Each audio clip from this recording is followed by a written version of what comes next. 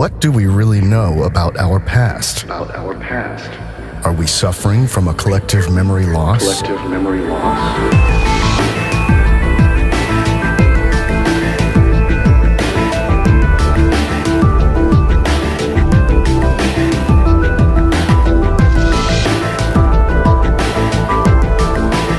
Was there a technically advanced, unified civilization on Earth less than 500 years ago?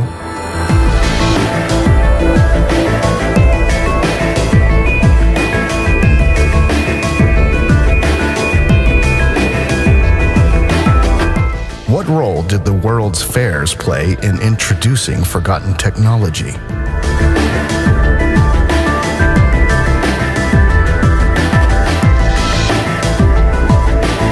Why did human knowledge suddenly explode in the 19th century?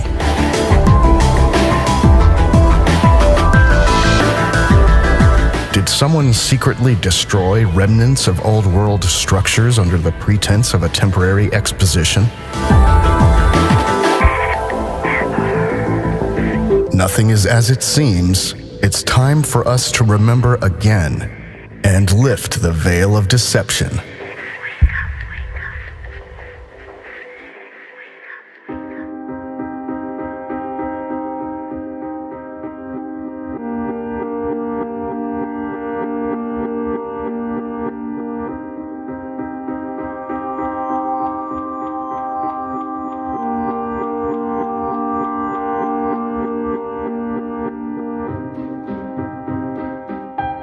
Collective memory.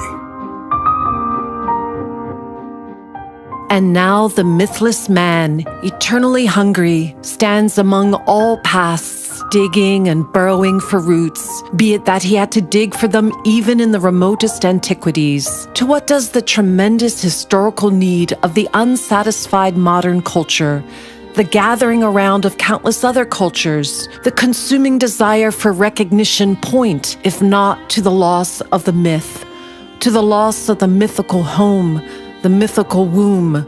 Without myth, however, every culture loses its healthy creative power.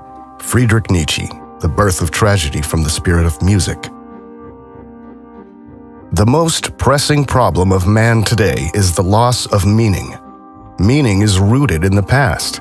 When knowledge of the past fades, so does the meaning of life.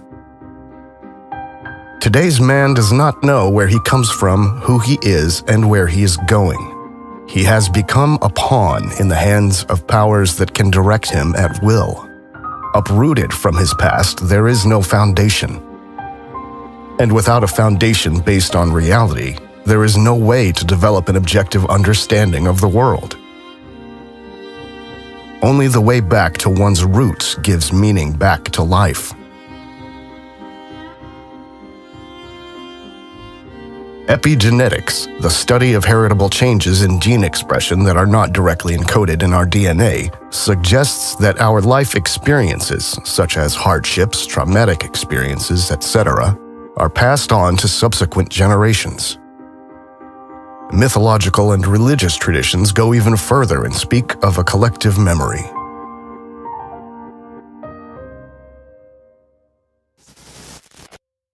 Already in the Vedas, the holy scriptures of Hinduism, a kind of universal memory is mentioned. The Sanskrit word akasha stands for heaven, space, or ether, and, according to the Eastern wisdom tradition, refers to the most subtle of the 5 elements from which everything else was created. Thus, according to Indian mythology, all thoughts that have ever been thought and all deeds that have ever been performed are stored in this information field, which is also expressed in the legendary palm leaf libraries of India and Sri Lanka. The conception of a world memory also exists in the Occidental culture. We can find similar references in the Bible, for example, when the book of Isaiah speaks of a memory book. Every activity is a form of energy, and energy cannot be dissipated. It is retained. We are in a closed system. See, everything you do, everything you say, every action you take, every penny you earn or spend is recorded. So we can assume that all experiences of our ancestors still exist, in an energy field invisible to us. Until around 100 years ago, the ether was still a standard concept in physics to explain the properties of invisible space. And even if today we are largely disconnected from our past, the experiences have not disappeared, but are only buried. Accordingly, it must be possible for us to reconnect with our past if we lift the veil and allow the memories to surface again. In order to access collective memories, a collective effort is required to a certain degree. An individual alone is not able to break through the amnesia. There are images that are so strongly charged with meaning that people are inexplicably drawn to them. The world's religions draw to some extent on such images, albeit in extremely destructive ways. Myths and fairy tales also contain such images. The more a myth is charged with meaning, the more important was its role in our past. By the radiance of a myth, we can already recognize its importance for mankind, if we allow it and let ourselves be touched by it. For example, the flood has burned itself into our collective memory, but so have the stories of giants, dragons, or malicious witches. The more we humans abandon these mythical images, the more we alienate ourselves from our own past and thus from our own being. This process of self-alienation began with the so-called Age of Enlightenment. Immanuel Velikovsky writes, Amnesia is one of the defense reactions of man. We know the effects of battle shock on soldiers. In the older Greek authors, the Pythagoreans and the Stoics, you find definite statements indicating that catastrophes which occurred in the history of the human race and in the history of our Earth were not abnormal events. They were actually dominant, repeating themselves again and again. But from the historical records, we see that the knowledge of the catastrophes disappeared slowly into oblivion. Plato described cataclysms in several works. He wrote about worlds destroyed and rebuilt. In his Timaeus, he noted that the Greeks do not remember ancient catastrophes besides the deluge. He adds that the people of his time, as the priests of Sais told Solon, were unable to remember these catastrophic events. In another work, whose authorship is probably wrongly ascribed to Plato, he is presented as believing in a peaceful universe. Plato's pupil Aristotle refused to believe in catastrophes. The scholarly world has accepted Aristotle's view that the planets can never change their motions. He, more than anyone else, is responsible for the continuing belief that we live in a safe world, on a planet to which nothing like collisions can happen. Aristotle argued that those who believe in celestial catastrophes should be brought to trial and, if convicted, punished by death. Because of man's aversion to knowing his past, science has been greatly retarded, pretending unreality to be as truth. The Darwinian revolution was also a regression. Disturbing evidence was ignored. It was as if he worked with closed eyes. Darwin proposed that only the fittest survive. His notebooks from the only field trip he ever undertook contained descriptions of cataclysmic disruptions. He wrote that nothing less than the shaking of the entire frame of the earth could result in the mass annihilation of life forms that he observed. Darwin did not accept the implications of the evidence that he saw with his own eyes. The Darwinian Revolution was the rebirth of Aristotle, whose ideas had lost ground, if not at the time of the Renaissance, then in the Age of Enlightenment. Even in the Age of Enlightenment, men espoused ideas of a peaceful earth.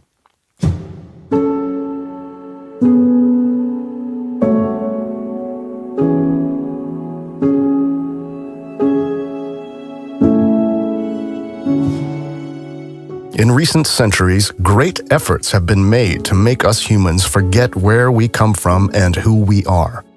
The destruction of the old knowledge of physics and biology was particularly powerful in uprooting us. Einstein and Darwin represent the inversion of the old knowledge into a nihilistic worldview, with man as a meaningless, random something, adrift in an endless and cold universe. These anti-life models about reality were perfected only recently, in the 19th century, and could even fully prevail only in the 20th century. Too great was the resistance even in academic circles of the 20th century. The so-called Big Bang Theory is a good example to understand how religious esoteric concepts entered science. The Belgian Jesuit and priest Georges Lemaitre created the Big Bang Theory, not on the basis of scientific facts, but on the basis of a religious conviction, a notion of a primordial or cosmic seed from which everything evolved. At that time, the Jesuits were given the task of embedding the myths of the origin of the world in a scientific-sounding framework. A few decades later, in 1951, the Pontifical Academy of Sciences accepted the Big Bang Theory. This long wait for the Pope's acceptance was not due to opposition from the Church, but from the general public. After all, the Big Bang Theory originated in the hands of the Vatican itself. Ironically, the irrational Big Bang Theory is still part of our modern worldview, and still not a single proof has been presented.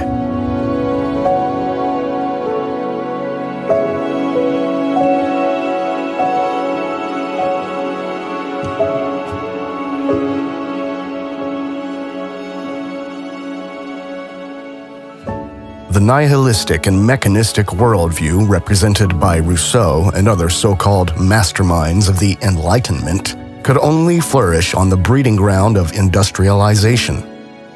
After all, industrialization turned man into a mechanical being who was reduced to material aspects. Industrialization must be seen as a turning point, and as the most notable event that is still comprehensible and visible to us today as a result of a reset in the 18th or early 19th century.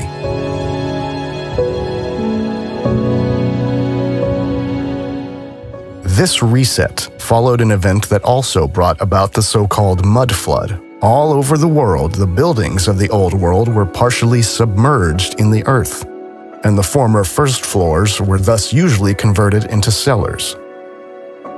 Little is known about the cause of the mud flood, possibly a world war we don't remember or an electromagnetic plasma event.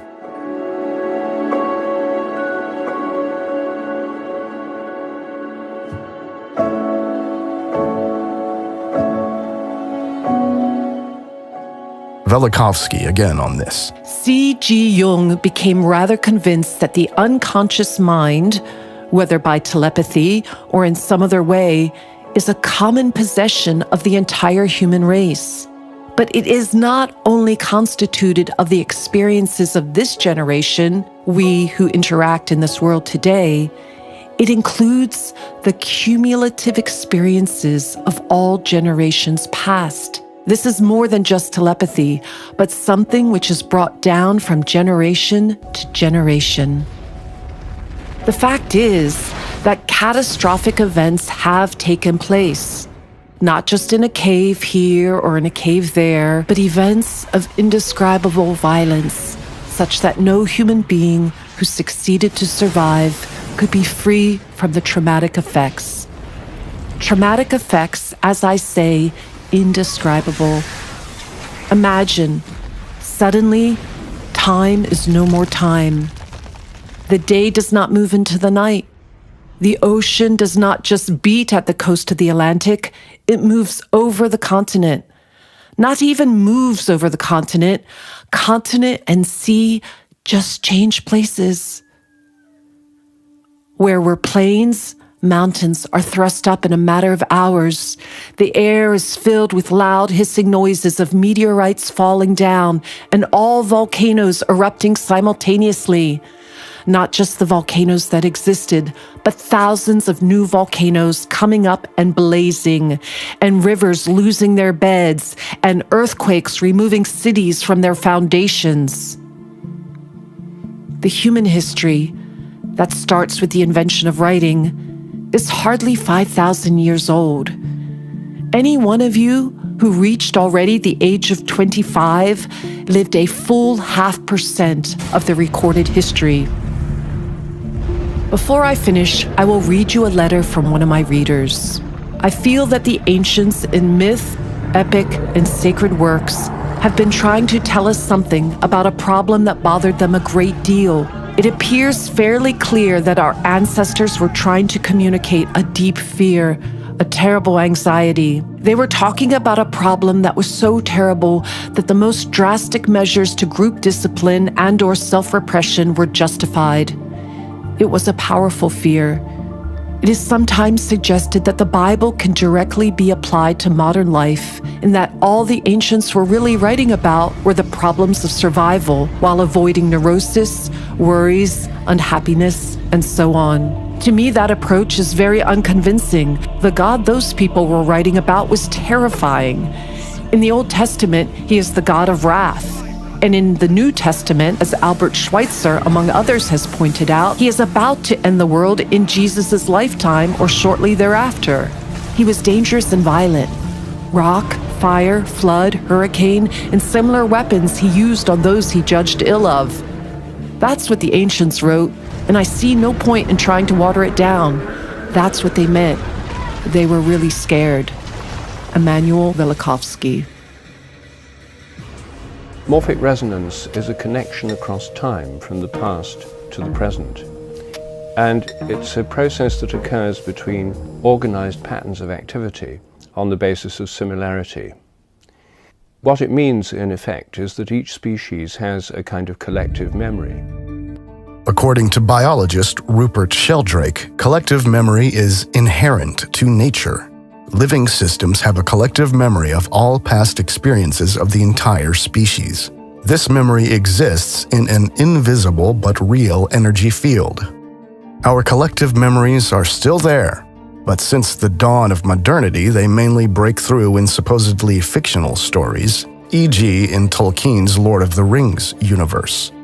Tolkien wrote down his story, rooted in Germanic mythology, during the First World War, at exactly the time that can be recognized as the final destruction of the old magical world. World War I marked the beginning of the civilizational descent into soulless modernity. Perhaps Tolkien had to write down his vision of Middle-earth because the human psyche cannot survive without a connection to reality, even if this connection is maintained via supposedly fictional stories. It is interesting to note in this context that fantasy stories are also an invention of the industrial age. It was only around 1850 that fictional novels became suitable for mass consumption. Could it be that people were not interested in immersing themselves in dissociative worlds as long as life itself was full of meaning and conveyed a higher purpose?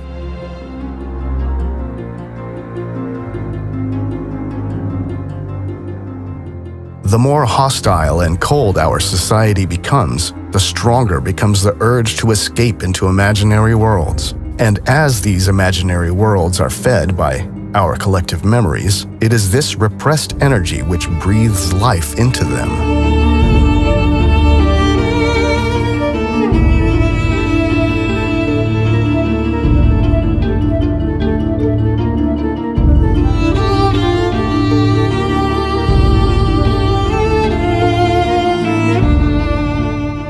With the destruction of religions by so-called science founded by secret societies, people were deprived of one of the last connections to the past. But the truth wants to come to light again, and it will eventually resurface. Enormous efforts are being made to keep humanity asleep because our potential and true power is almost limitless.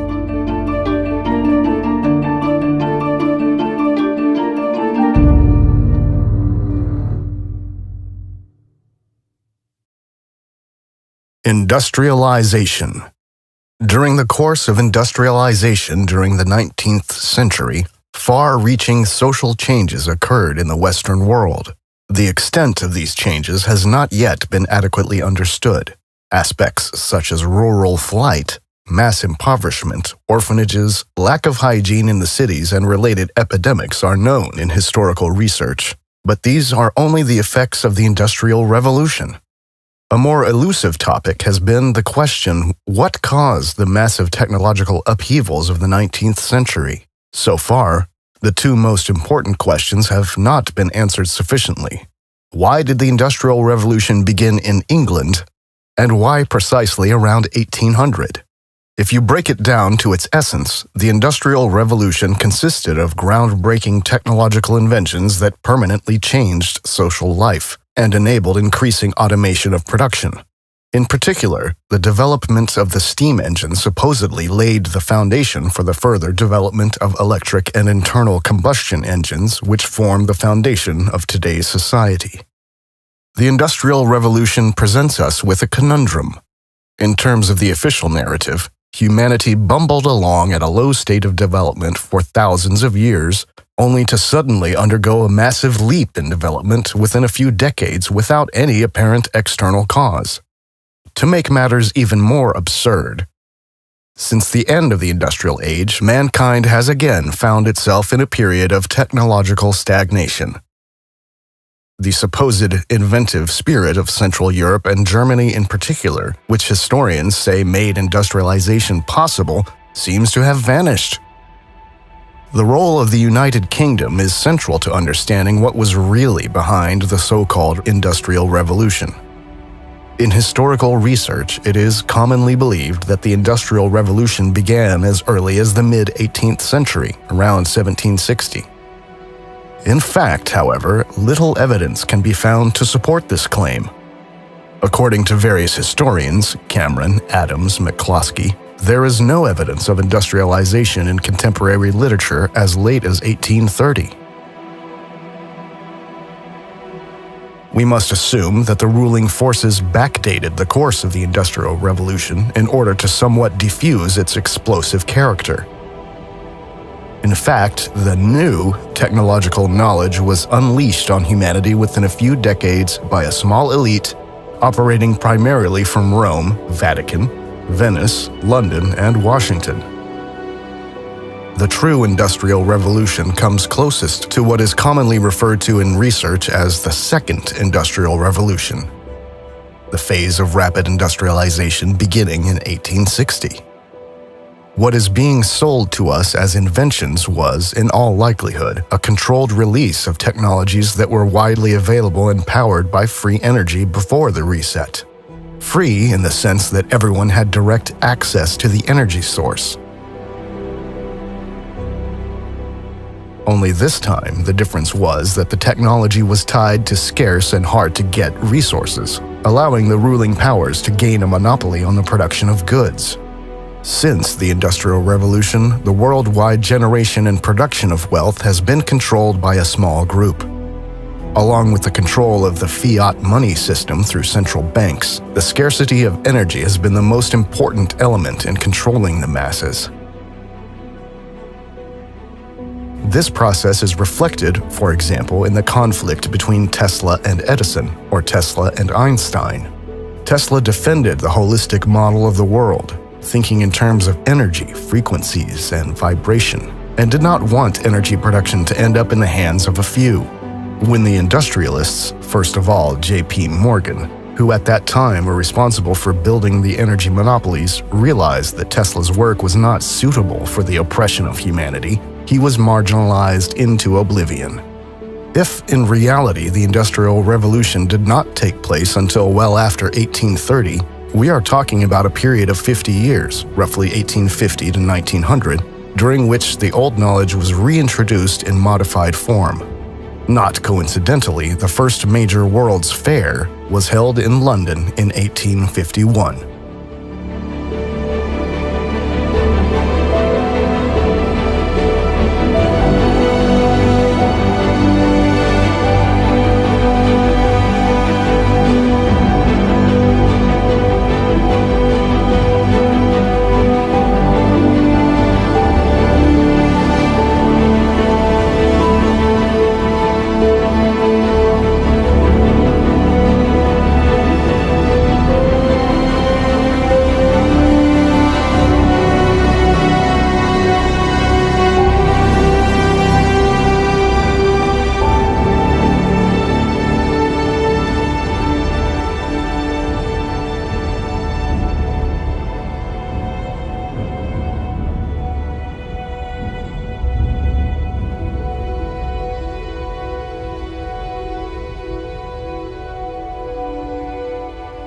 Imperialism.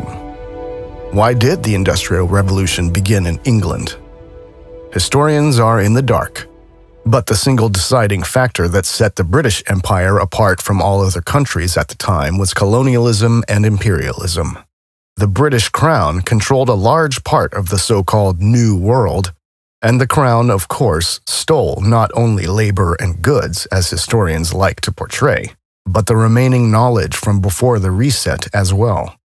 And knowledge includes technologies. Officially, much of India's knowledge is said to have been wiped out by a genocide of Indian scholars and a series of invasions over the course of the last 1,200 years, but evidence suggests that it was British colonialism that significantly mutilated India's culture. For example, one of the main activities of the Asiatic Society of Bengal, officially founded in 1784 and under the patronage of Warren Hastings, was to systematically collect and preserve ancient manuscripts of India, as well as inscriptions in stone and metal, icons, or ancient coins. And Friedrich Max Müller, one of the founders of the Western academic field of Indian studies, was paid by the East India Trading Company to translate the Vedas, to distort them permanently, and to create arbitrary dates.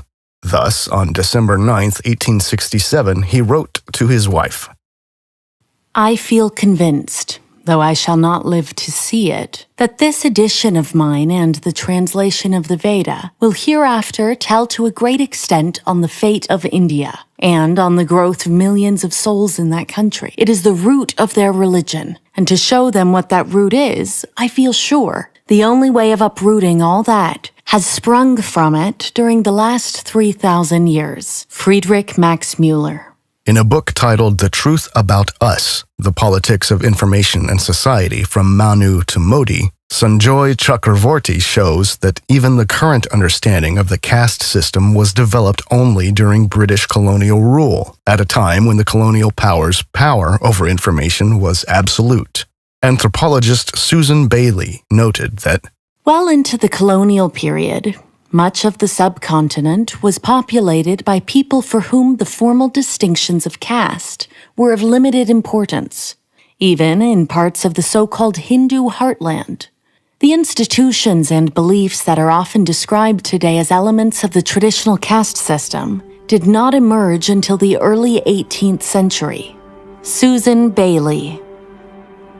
even the pre-colonial written records in royal court documents and travelogues studied by professional historians and philologists such as Nicholas Dirks, G.S. Guri, Richard Eaton, David Schulman, and Cynthia Talbot make little or no mention of the caste system. But back to the United Kingdom, for India has been called the jewel in the crown for good reason. Michelle Gibson writes, European colonialism intentionally created divides over almost the entire landmass of the earth, creating new countries from lands that were taken, as well as divisions and discords between people that originally existed in harmony worldwide. It also diagrams the means by which power and control were consolidated worldwide, mostly starting out as trading companies that ended up being very powerful in their respective regions. And after gaining complete control, transferring power and control of the regions to their respective European empires. India was called the jewel in the crown of the British Empire, and its largest and most important overseas possession. Much of the British Empire was built around India, in order to provide routes to or protection for India.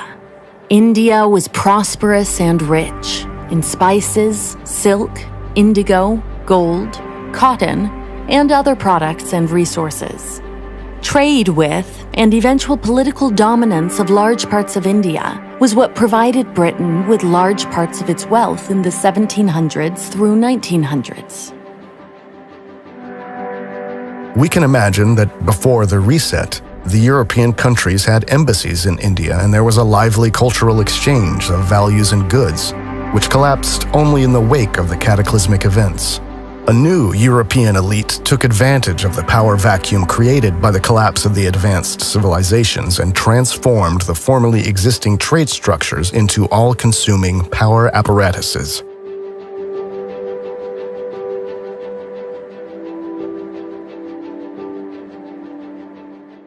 This would also explain existing inconsistencies. For historical research has never been able to explain satisfactorily why the colonial powers only began to expand their rule over the colonies with brute force and blind missionary zeal a few hundred years after colonization.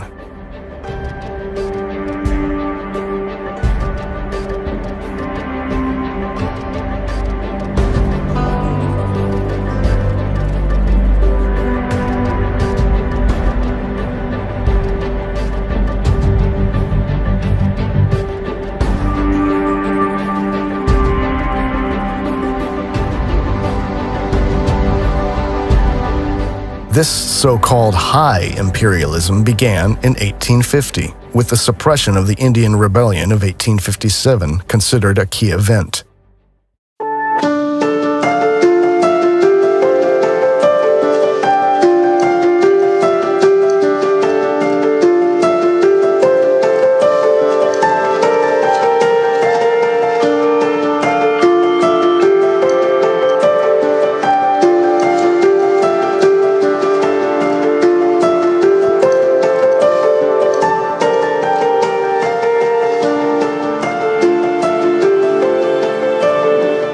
In 1885, the Congo Conference, held in Berlin at Bismarck's invitation, settled the effective division of Africa among the colonial powers. At the Congo Conference, the concept of state formation was applied to Africa and imposed on the continent. But thinking in terms of state boundaries and national identities was still fairly new in Europe as well. In 1884, the Washington Agreement enforced the worldwide time system according to Greenwich Mean Time, which had been introduced in the British Empire in 1847.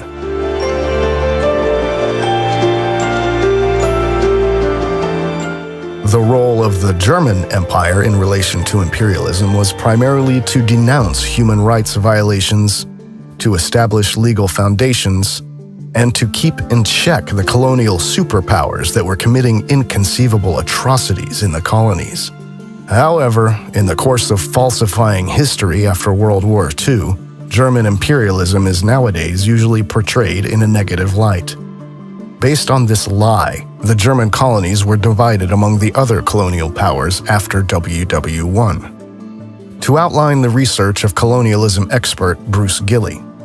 German East Africa, a German protectorate, was a complete success. The Germans brought peace to Africa, the Pax Germanica. They successfully put down the Maji-Maji Rebellion from 1905 to 1907, and reforms after 1907 ushered in an era of progress. Workers' rights for natives, an end to forced labor, prohibition of slavery, and compulsory education were German achievements that eclipsed all other colonial powers. The Germans were extremely popular in East Africa. That's why World War I lasted so long in East Africa, because the native fighters were so devoted to the German Empire that they continued to fight until the bitter end in the fall of 1918.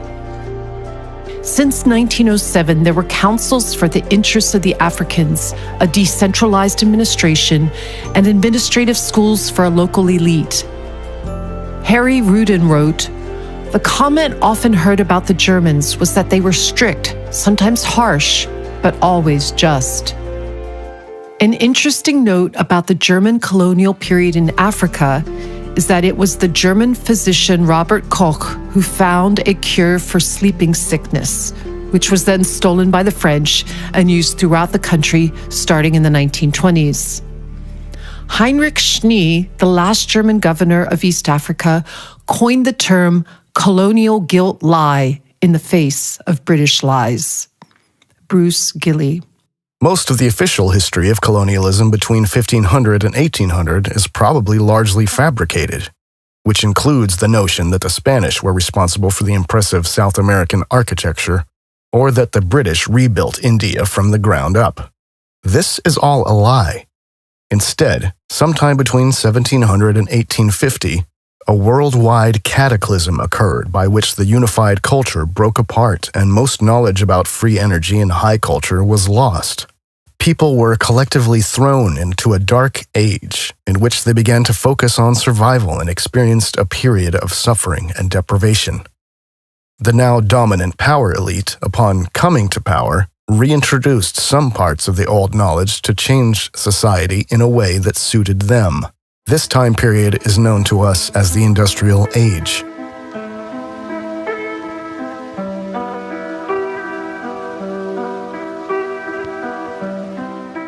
This power elite has its roots in the Roman Empire. The countries of the Western Roman Empire gradually became huge economic and warlike nations. Italy, Venice, Portugal, Spain, France, Britain, the Netherlands. The first financial center was established in Venice, which was later moved to Switzerland. All those who did not want to submit to the church were killed or fled towards Germania. The approach of the church corresponds to the tactics of the Roman conquests. The church then divided the territory and set up its own administrators in these areas.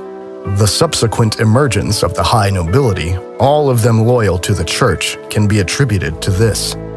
The Roman army was at one point dissolved and divided into knightly orders.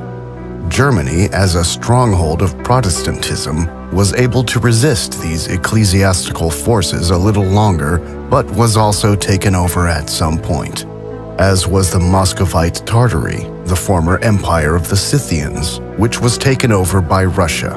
Since then, the European powers have all been controlled from behind the scenes by the Cabal, and they managed to make it look like Britain, Germany, France, Portugal, Spain, and Russia were competing with each other. But they were actually working together. The Hohenzollern and Orange-Nassau noble families simultaneously controlled Britain, the Netherlands, the German Empire, as well as the Russian Tsarist Empire. The Habsburgs, funded by the Fuggers, controlled Central Europe, the Vatican, and parts of Western Europe. So the Russian Tsarist Empire was already in the hands of the Cabal, moving from Prussia to Russia, and Russian history was written in the 18th century by Western European academics, who also occupied the most important positions in the newly founded Russian Academy of Sciences. The Russian Empire was then deployed to destroy the Great Tartar Empire. The heart of the darkness lay in Western Europe. It was a race against time, for most of the world was just recovering from the reset, and all the Europeans had to do was get a few of their people on ships, get them quickly to the ruined kingdoms, kill or expel or manipulate the rulers, and proclaim a new political system.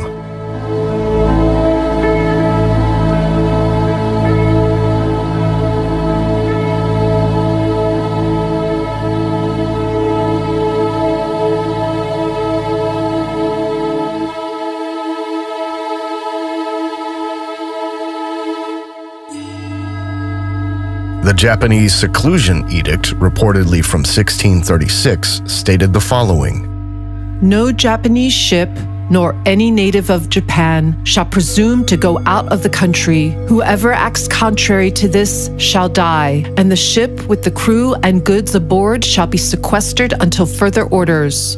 All persons who return from abroad shall be put to death. Whoever discovers a Christian priest shall have a reward of 400 to 500 sheets of silver, and for every Christian in proportion. All Namban, Portuguese and Spanish, who propagate the doctrine of the Catholics or bear this scandalous name shall be imprisoned in the Onra, or common jail of the town. The whole race of the Portuguese with their mothers, nurses, and whatever belongs to them shall be banished to Macau. Whoever presumes to bring a letter from abroad or to return after he hath been banished shall die with his family. Also, whoever presumes to intercede for him shall be put to death. No nobleman nor any soldier shall be suffered to purchase anything from the foreigner. Thus began a social epoch in Japan known today as Sakoku, the voluntary isolation of Japan from all Western powers. It was not until 1853, 2 years after the First World's Fair in London, that the West actually succeeded in turning Japan away from its peaceful, self-sufficient life. The policy of the Sakoku ended after 1853, when the American black ships commanded by Matthew Perry forced the opening of Japan to American and thus Western trade through a series of unequal treaties. This was just a few years after the same forces had destroyed ancient China in what is now known as the Opium Wars. In 1842, the Qing dynasty was forced to sign the Treaty of Nanking, the first of what the Chinese later called the unequal treaties, which granted Britain compensation and extraterritoriality, opened 5 treaty ports to foreign merchants, and ceded Hong Kong Island to the British Empire. The failure of the treaty to fulfill British goals of improved trade and diplomatic relations led to the Second Opium War, 1856 to 1860, and the defeat of the Qing led to social unrest within China. In China, the war is considered the beginning of modern Chinese history. The same old game over and over again. It is important to realize that everyone in China and Japan hated Catholics because Catholicism was used as a weapon to weaken their countries culturally before the British also took over the political structures. Until the 1840s, China and Japan were defending themselves quite successfully. Even back then, Vatican-controlled Catholicism had nothing to do with genuine Christianity. Rather, the Vatican was used to infiltrate genuine Christianity. Michelle Gibson. The year of 1493 was the year that Pope Alexander VI authorized the land grab of the Americas in the Inter Cetera Papal Bull. This papal bull became a major document in the development of subsequent legal doctrines regarding claims of empire in the New World, and assigned to Castile and Spain the exclusive right to acquire territory, to trade in, or even approach the lands laying west of the meridian, situated 100 leagues west of the Azores and Cape Verde Islands, except for any lands actually possessed by any other Christian prince beyond this meridian, prior to Christmas 1492. Michelle Gibson. The Emperor of the Roman Empire became the Pope of the Roman Catholic Church. The famous papal bull Unum Sanctum, supposedly dating back to the Middle Ages, was intended to cement the absolute rule of the Pope. The last sentence of this bull reads, "But we now declare, say, and define that it is absolutely necessary for salvation for every human creature to be subject to the Roman Pontiff." Thus, the Pope legitimized himself as the sole representative of God on earth. The so-called heretical Christian communities, such as the Albigensians and Cathars, condemned the papacy as the Church of the Antichrist and considered themselves the successors of the true Christian heritage, which, however, was allowed to continue only in secret. Papal Catholics were accused, among other things, of being responsible for the mysterious fires that destroyed entire cities.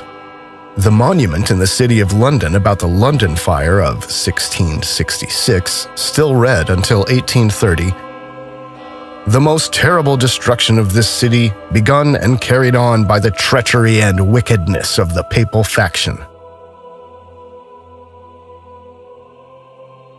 Western historians confused Jesuit Catholicism with Christianity and accused Japan and China of blindly hating all Christians, while omitting all facts proving the obvious interference of the Jesuits in the Catholic Church in foreign affairs.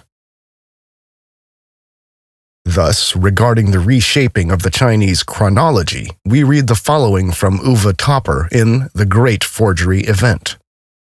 Perhaps the most lasting effect of Jesuit work, however, lay in the reshaping of Chinese chronology and its alignment with Western data. The creation of a chronological system was quite new for the Chinese. It was done according to the Latin model, and on the whole, in the spirit of the Catholic Church. The whole process took a century and a half and was finally terminated by the Chinese from 1735 by force. As a result of the immense work, the first complete work of Chinese history appeared in 1778, something that had never been done before in China. There were not only the dynasties, the order of emperors, and their dates of reign, but also the transfer of these dates to the European timescale. Although the errors in it are always criticized, the work has not become obsolete to this day, but has remained in principle the guide for our sinologists, even if they should no longer be aware of it. Uwe Topper. With this rewriting of the chronology, the Jesuits laid the groundwork for the British takeover of China in 1842. Not only Christianity, but also Islam and Judaism were sooner or later used to control the masses. Because of the nature of the rewrite, we do not even know if the general timeline of events prior to these wars in the name of imperialism is true.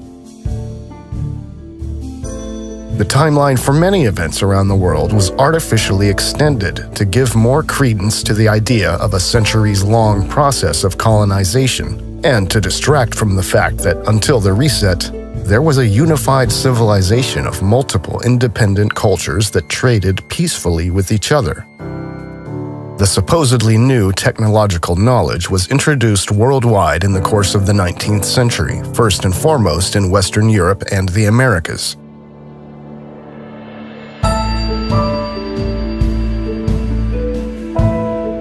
An important role in the reintroduction of the old technologies, in the new guise of energy scarcity, was played by the world's fairs.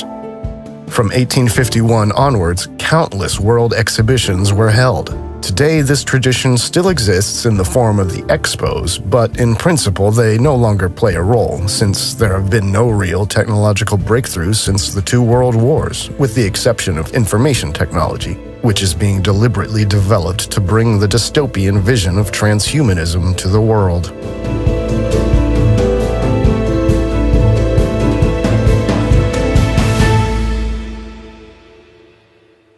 It can be said that with World War I, not only classical architecture, but also innovation disappeared from the world.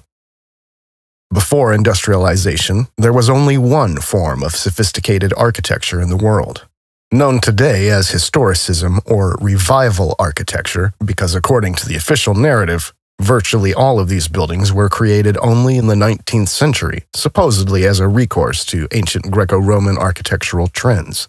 Neo-Gothic, Neo-Renaissance, Neo-Baroque, etc. The basic principles of these buildings were always the same and their quality unrivaled. Is this uniform architecture an indication of a unified civilization that only recently broke up into individual kingdoms or nation-states?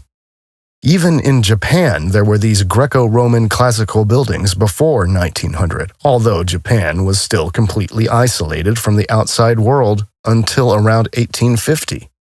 And even after that, after the British had forcibly conquered Japan, it only slowly and hesitantly opened up to the West. The German chronology critic Christoph Pfister writes in his book The Matrix of Ancient History about the chronological dating of European building culture. It turned out that today's Occidental building culture, the emergence of today's medieval cities, date back about 300 years before today. Before that, according to today's linguistic usage at the beginning of the 18th century, there was still a culture in Europe that can be called Roman, or rather, late Roman. In a political sense, too, there seems to have been a late Roman Empire. In this, however, the political center of power shifted from Gaul to Germania. The collapse of the late Roman Empire was a fact. However, it cannot be said what the causes were. Natural disasters, epidemics, political, economic, and cultural factors are mentioned as triggers. The breakup of the old Roman power created the basis for a new, modern culture. This was, in a sense, rebuilt on the basis of a tabula rasa. There was a turning point of culture with apparently only few connecting points to the former civilization. The cultural dynamic of Europe was expansive towards the outside. Towards the west, the discovery and colonization of the two Americas and then of Africa and Asia took place. The successful colonization of the New World and East Asia saved Europe and gave it a privileged position as a world colonial power from about the middle of the 18th century.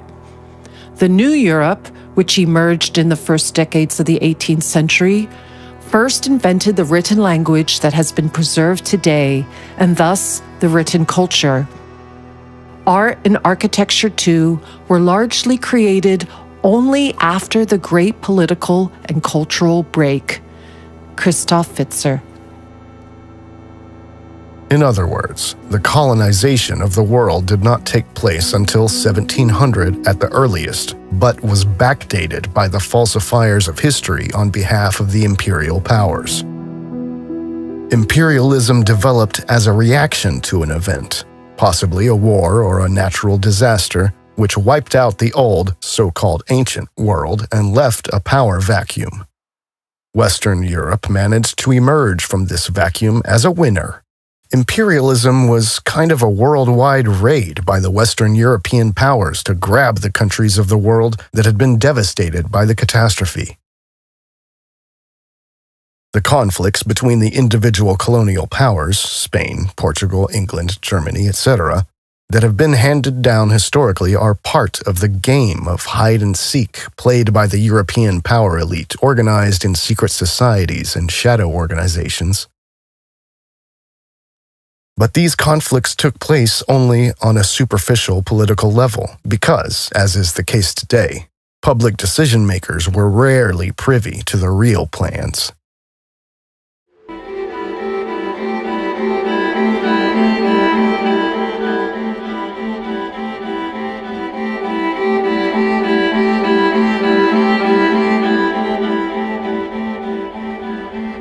Let us now look at the story of two buildings. Penn Station in New York, built between 1904 and 1910, demolished in 1963 because the building was dirty and the maintenance costs could allegedly no longer be met.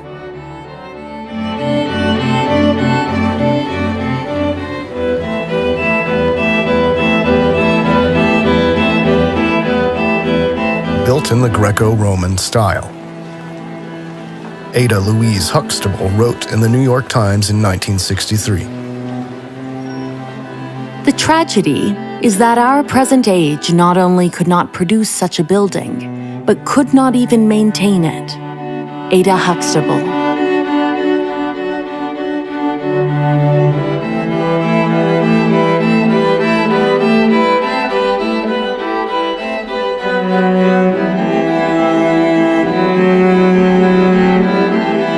Erie County Savings Building, built in 1893 in the neo-Romanesque style. We read about the demolition of the Erie County Savings Bank building in 1968 in the Buffalo Evening News. Every evening for more than 3 months, a battle was fought in Shelton Square between her and two cavernous cranes. The latter attacked with two primitive means of offense, a pair of jaws and a rock, or in modern wreckers' parlance, a clam bucket and a busting ball. The former weighed in at 3 tons, the latter at 3.5. The fight was one of the toughest in veteran wreckers' memory. For a wrecker to admit resistance is like a weightlifter confessing his muscles are getting flabby. It began at 4:30 in the afternoon and continued through 7:30 the next morning, 5 days a week. A crowd of variable size would gather to see the kill. It was the show of the town. Whole families arrived in station wagons from the suburbs. The original plans of the building were made available when the crane operations of the 25-man demolition crew began to munch at the building, however.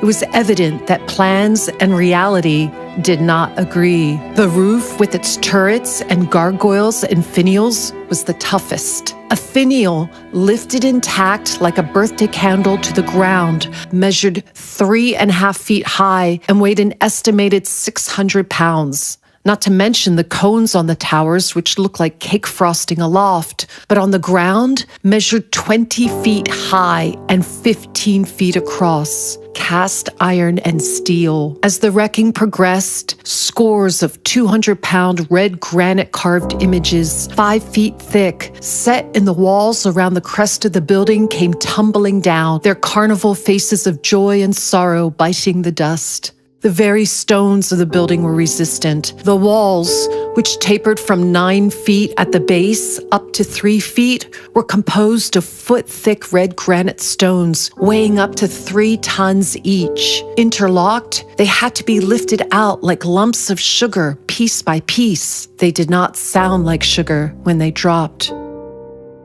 If we look at the bigger picture, the 2 world wars appear in a new light. The colonization of the world took place later than we are told, only in the 1700s. By the early 1900s, most of the world was under the control of the European elite-controlled colonial powers, primarily England, France, the Netherlands, Spain, Belgium, Portugal, Russia, Italy. These nations were all already infiltrated by secret societies. Then, with the 2 world wars, European culture itself was largely destroyed, and as a result, people were deprived of the ability to remember. The wars created a collective trauma that made it difficult to connect with the pre-war period. If we look at the earliest photographs from the former colonies, particularly India, we see a world in ruins and people who are not suited to the structures in which they live. These photos resemble 18th and 19th century landscapes of Europe. If we ignore the official timeline for a moment, we can entertain the thought that our world was laid in ruins not too long ago, and that this event allowed parasitic forces to establish a new world order. This new world order is still in the making and has as its goal the complete uprooting of man from his being and his history. The 19th century saw the conquest of the last part of the Tartar Empire by the Russian Empire. The independent, or Free Tartary, as it was called on the old maps, was located until about 1870 directly east of the Caspian Sea in the territory of today's Uzbekistan, with cities like Samarkand and Bukhara. However, Tartary is not mentioned in the official history of Uzbekistan. Anatoly Fomenko writes on the subject of independent Tartary. Unlike Moscow Tartary, the fate of independent Tartary is known. It was conquered by the Romanovs in the middle of the 19th century. Samarkand, the capital of the independent Tartary, was seized by the Romanovs' army in 1868. A few decades later, the Soviets, on behalf of the Cabal, destroyed large parts of the Central Asian remnants of the Old World in the name of communism. The First Anglo-Afghan War, the settlement of New Zealand and Australia, and the gold rush in the American West also fall within this period.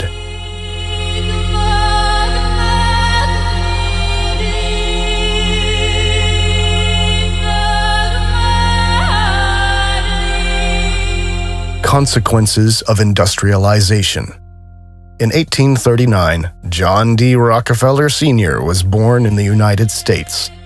He later founded the Standard Oil Company in 1870. The World's Fairs coincided with the power struggle for authority in physics and the monopolization of energy production, with the sinking of the Titanic and the founding of the Federal Reserve Bank. At that time, the Cabal got rid of those industrialists who opposed the plan of establishing a new world order. The 3 most prominent opponents of the establishment of the Federal Reserve Bank, Benjamin Guggenheim, Isidor Straus, and John Jacob Astor, all died with the sinking of the Titanic. The Titanic belonged to J.P. Morgan, one of the string pullers behind the creation of the Fed, who spontaneously decided against being present at the maiden voyage. In 1910, the first plans for the foundation of the Fed took place on Jekyll Island. In April 1912, the Titanic sank. In reality, her sister ship, the Olympic, sank. And a year later, in 1913, the Fed was founded with the passing of the Federal Reserve Act. thus laying the foundation for the arbitrary control of the world economy by the secret elite, which had already infiltrated most nations at that time. Woodrow Wilson signed the act, allowing the Fed to issue Federal Reserve notes, US dollars. A few months later, the First World War began the civilizational decline in Central Europe. Nations were set against each other.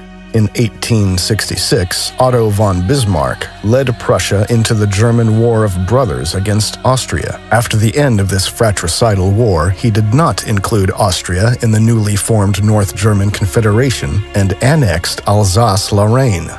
He thus created, possibly without being aware of it, the structural conditions for the First and Second World Wars. However, the assassination attempt on Bismarck and his dismissal by Wilhelm II indicate that he was a thorn in the side of the secret societies. His anti-Catholic policy of the Kulturkampf may also have contributed to this. The war against the Germans started with Rome's propaganda against the supposedly primitive Germania and continued with the Reformation Wars. Bismarck tried to reduce the influence of the Vatican and secret societies. The final nail in the coffin of Germany were the two world wars, followed by controlled migration and population replacement. In the course of the 30 Years' War, Germany's spiritual backbone was broken. As Heinrich Heine said, "Bondage is in the German himself, in his soul.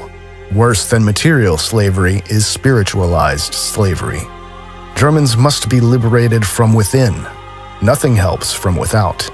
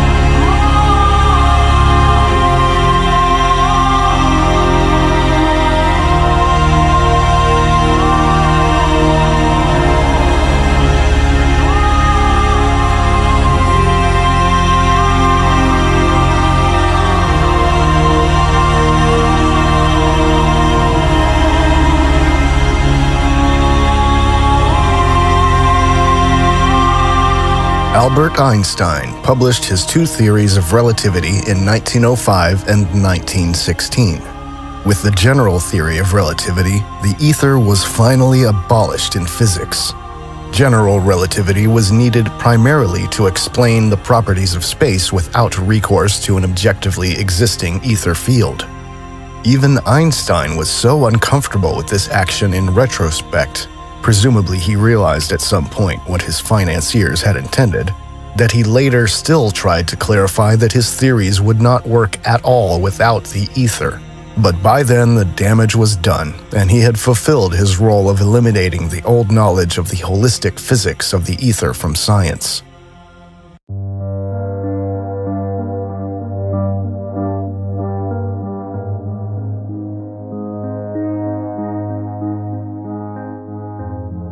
Holistic scientists like Nikola Tesla had no place in the New World and were starved out, but only after their skills were used. Parents, beware. Your children homeward bound from school are being introduced to a new danger in the form of a drugged cigarette, marijuana. It is convinced that he is hopelessly and incurably insane, a condition caused by the drug marijuana to which he was addicted. The monopolization of production also included the demonization of hemp.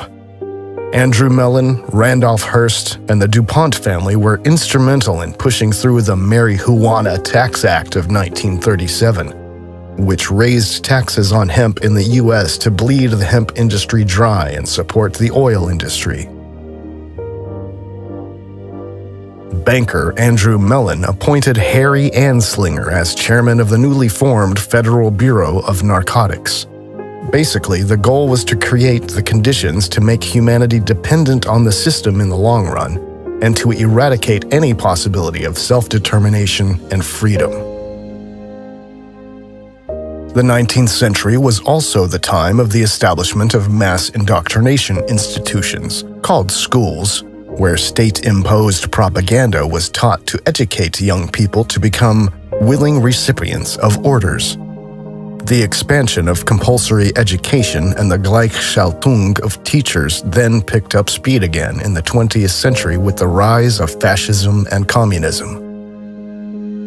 If the Vatican had not already achieved sufficient success through the consistent persecution of witches and the Inquisition, as well as the burning of books and the destruction of culture, then its mission was crowned with success with the widespread introduction of religious propaganda, which no child could escape. Thus, Karl-Heinz Deschner wrote in his book, God and the Fascists, the Vatican Alliance with Mussolini, Franco, Hitler, and Pavlovich, that under Mussolini, the books of the Italian elementary schools consisted of 1/3 catechism pieces and prayers, and 2/3 of glorifications of fascism and war. The whole thing was crowned only by renewed bans on anti-clerical criticism and media coverage. Thus, one of the basic principles of the old world, each community, family, lives autonomously and is responsible for its own children, was invalidated. The consequent tearing apart of these communities and the early centralized indoctrination were of central importance. Then, with the Flexner Report of 1910, the robber barons Rockefeller and Carnegie destroyed holistic medicine in the U.S. and laid the groundwork for building the anti-life medical cartel under which we live today. Electrotherapy, phytotherapy, and osteopathy, for example, were banned from the official canon, and the curriculum was standardized so that pharma-controlled conventional medicine could establish itself as the only recognized form of medicine. Most independent schools were forced to close as a result of the Flexner Report. The Flexner Report was inspired by the destruction of alternative healing methods in Germany, where the policies of the Flexner Report had already been implemented in 1880. Throughout his life, Flexner was an ardent advocate of the German pedagogical style of medical education. He firmly believed that medicine was a scientific discipline that could best be realized in America using the German model as a prototype. It was a system in which medical scientists were trained in university hospitals. Science as the animating force in the physician's life was the overarching theme, the zeitgeist, in Flexner's conception of the ideal physician. Thomas P. Duffy, The Flexner Report, 100 years later. Every area of modern science is now dominated by an ideological doctrinaire establishment in which positions are awarded to each other, and it is ensured that real insights are suppressed.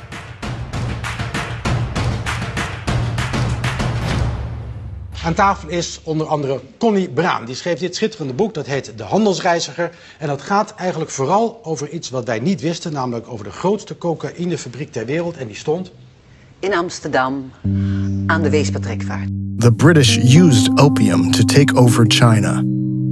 In Europe, the Royal Dutch Cocaine Factory was responsible for anesthetizing the population, and during World War I supplied all countries involved in the war with cocaine made from coca leaves imported from Peru. The origin of this factory was the Dutch East India Company. Next to the British East India Company, one of the most powerful trade and power structures of the colonial era. It was through the Dutch Cocaine Factory, which was supported and protected by the government and had a virtual monopoly on cocaine, that World War I was made possible, because it was only through alienation and anesthesia that soldiers were able to endure the suffering during the war. The Netherlands emerged from the First World War as one of the richest countries in the world thanks to the sale of cocaine. Innumerable traumatized soldiers remained addicted to cocaine after the war, and some even raided pharmacies to obtain it. For even more effective anesthetization of the World War II soldiers, the factory's production was shifted from cocaine to amphetamine in 1942.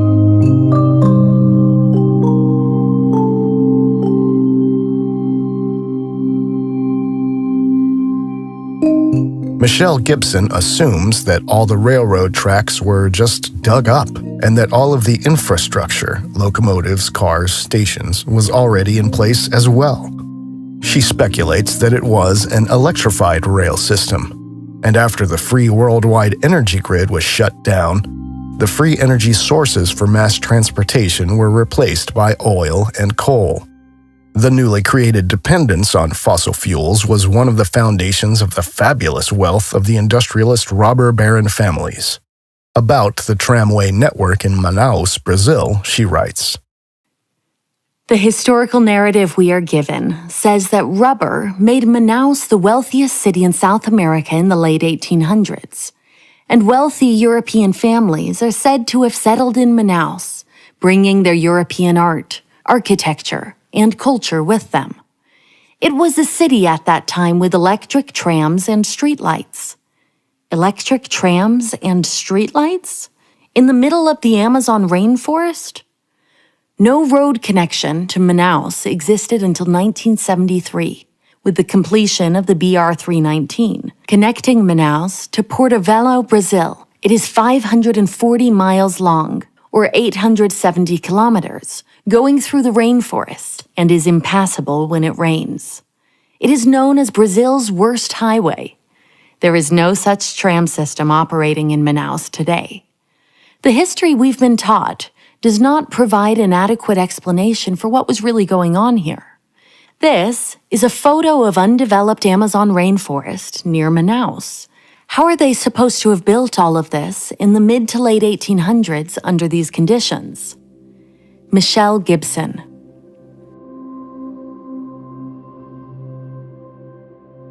Isn't it a bit strange that directly after the sinking of the Titanic and the crash of the Hindenburg, the way of transportation was standardized worldwide so that almost exclusively petroleum is used?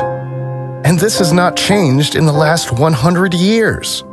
Why was the public never shown a single photo showing the beginning of the Hindenburg's fire, although 22 professional photographers were present at the event? Why was the static spark theory chosen as the cause of the Hindenburg's sinking, even though there was no evidence to support this theory? Why did all nations stop building airships after the Hindenburg burned?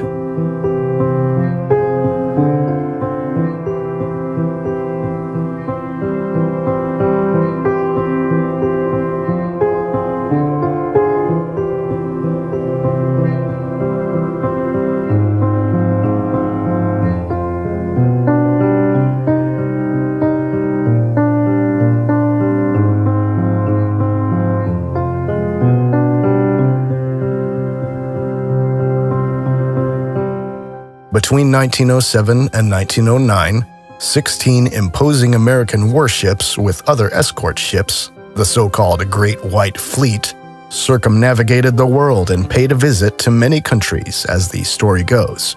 Officially, the purpose was to demonstrate America's power to the world and to promote cooperation. But perhaps it was simply an inspection of the newly staked possessions around the world and an inventory of which kingdoms had not yet surrendered to the new order.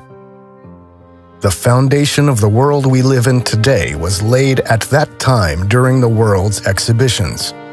The technological knowledge of the old world was selected.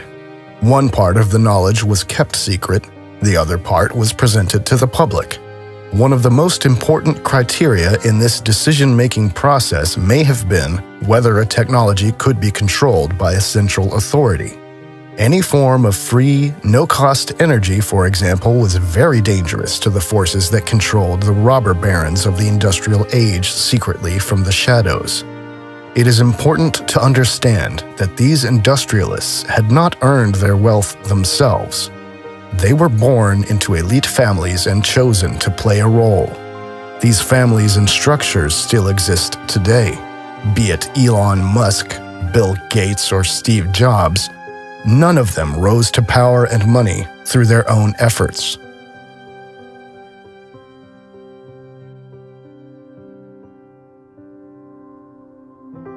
But to end with Tolkien, nothing is lost. In our world, Middle-earth, The descent into darkness dominated by evil is part of the process of humanity's evolution. The old that is strong does not wither. Deep roots are not reached by the frost. From the ashes a fire shall be woken. A light from the shadows shall spring. Renewed shall be blade that was broken. The crownless again shall be king.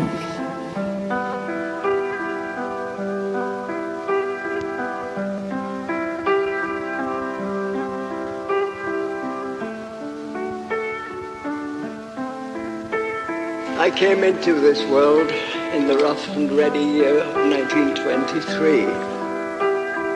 It was a barbarous time. It was a bleak time, and it was an uncivilized time. My memories stretch back almost 100 years, and if I close my eyes, I can smell the poverty that oozes from the dusky tenement streets of my boyhood. I can taste on my lips the bread and drippings that I was served for my tea. I can remember extreme hunger and my parents' undying love for me.